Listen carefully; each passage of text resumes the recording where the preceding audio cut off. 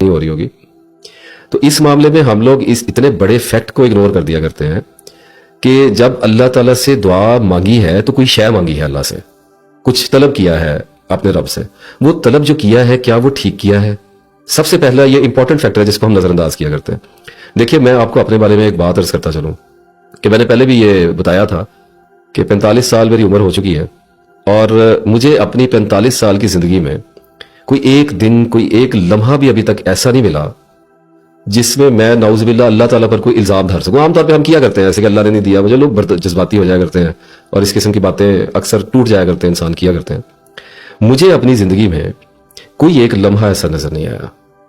اور ایک وقت مجھ پہ کچھ ایسے گزرے ہیں جن پہ اللہ تعالیٰ سے میں نے گلے بھی کیے اور شکوے بھی کیے کہ عطا نہیں کرتے ہو، اور میں نے اتنا مانگا ہے تو مجھے کیوں نہیں دیتے ہو. ایسی باتیں میں نے اللہ سے کی. لیکن جب میں ان وقتوں سے گزرا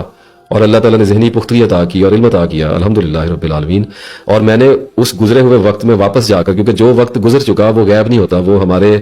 علم کے ادراک میں دے دیا جاتا ہے اور ہم اس میں واپس جا کر اینالائز کر سکتے ہیں کہ کیا ہوا تھا اس وقت. تو جب میں نے غور کیا تو مجھے ایسا دکھائی دیا کہ میں غلط تھا.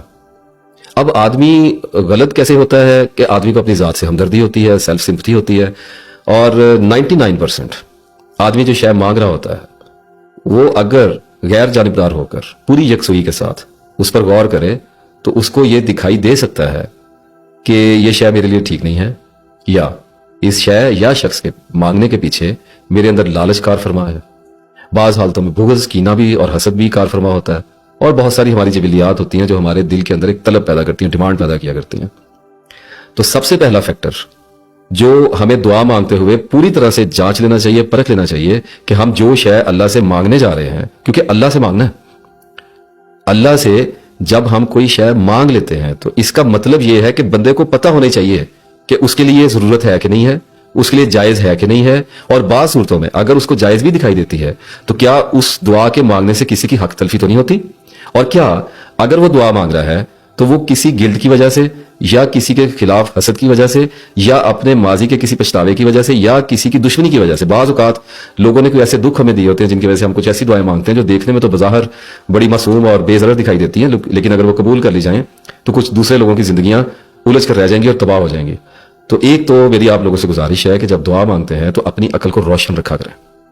اور جب عقل روشن ہوتی ہے تو جذبات ماند پڑ جایا کرتے ہیں، دھیمے پڑ جایا کرتے ہیں، کیونکہ عقل جو ہے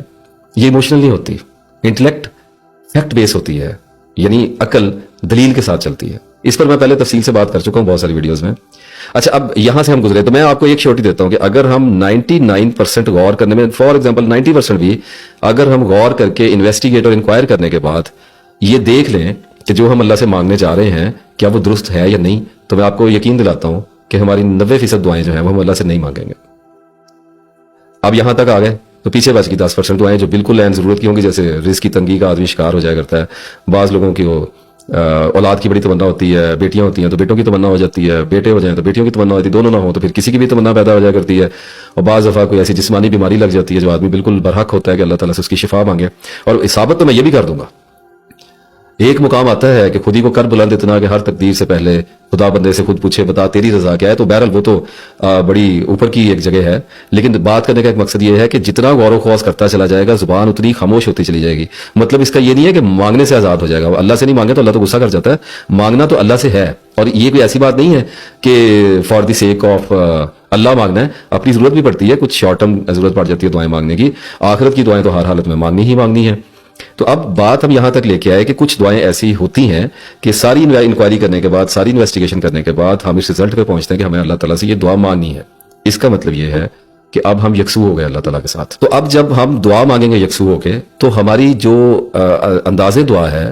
وہ بالکل ڈیفرنٹ ہوگا، وہ اس میں جذباتی پن کم سے کم ہوگا، عقل درست ہوگی، تو ہم اللہ تعالیٰ سے بالکل ٹھیک ٹھیک بات کریں گے. ایسی دعا قبول ہوتی ہے، ایسی دعا منظور کی جاتی ہے، ایسی دعا مقبول بھی ہوتی ہے. جو دعا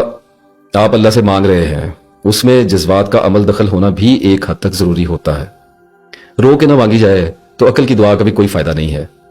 تو دونوں اسپیکٹ کو ساتھ ساتھ لے کے چلنا پڑتا ہے. میرے کہنے کا مطلب یہ ہے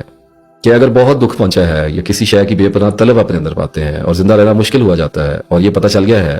کہ اللہ تعالیٰ سے مانگنا ہے، مانگنا چاہیے، اس میں تو کوئی حرج والی بات نہیں ہے، مانگنا تو ہے ہی ہے، لیکن کوئی ایسی خاص دعا آ گئی ہے جو آپ کو لگتا ہے کہ اب اللہ سے مجھے مانگنا ہی مانگنا، مجھے اللہ سے یہ چاہیے ہے، ہر حالت میں میں اللہ سے لوں گا یا لوں گی اس دعا کو، اس کی قبولیت مجھے چاہیے اللہ سے،